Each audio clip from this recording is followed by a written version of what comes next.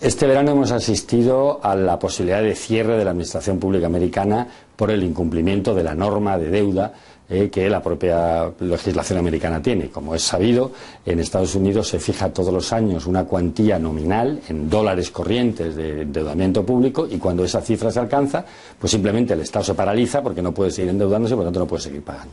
Esa es una forma bruta, una forma muy burda, muy simple, muy primaria de reglas fiscales. La verdad es que las reglas fiscales en la literatura económica son más sofisticadas o han evolucionado de manera importante, ¿no? Ejemplos de esta sofisticación en normas fiscales modernas es la que introdujo Chile hace unos años con un superávit estructural cíclico que lo que pretende es fundamentalmente aislar los beneficios derivados de un precio extraordinariamente alto del cobre, que eso significa en los ingresos públicos, y aislar el devenir económico de esa windfall, de esa ganancia adicional que podría producir un calentamiento de la economía, un excesivo crecimiento del crédito, un excesivo crecimiento de los precios.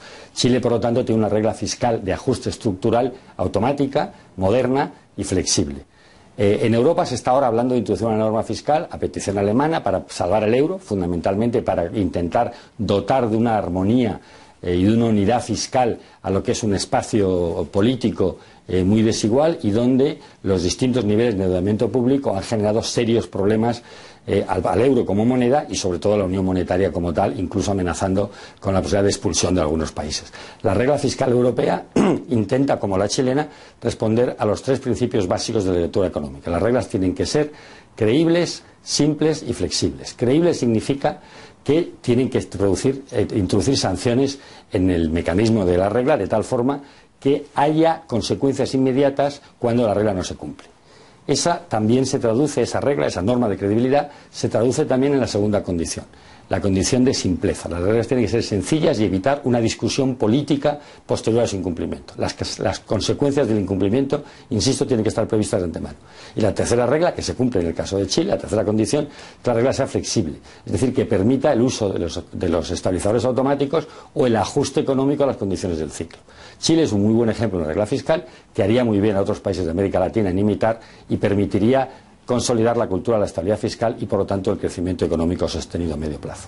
El debate de la norma constitucional en España, que se ha introducido este verano, es significativo porque implica, en primer lugar, la adopción por las fuerzas políticas mayoritarias, el Partido Popular y el Partido Socialista, de la cultura de la estabilidad económica. La cultura de la estabilidad económica no es un logro de la derecha, de hecho aparece en Europa de la mano de la socialdemocracia en Suecia en los años 20, y consolidan una idea fundamental, que es que no hay crecimiento económico sostenido sin estabilidad fiscal, que el gasto público no genera crecimiento, sino que genera endeudamiento y, por lo tanto, hipoteca las generaciones futuras.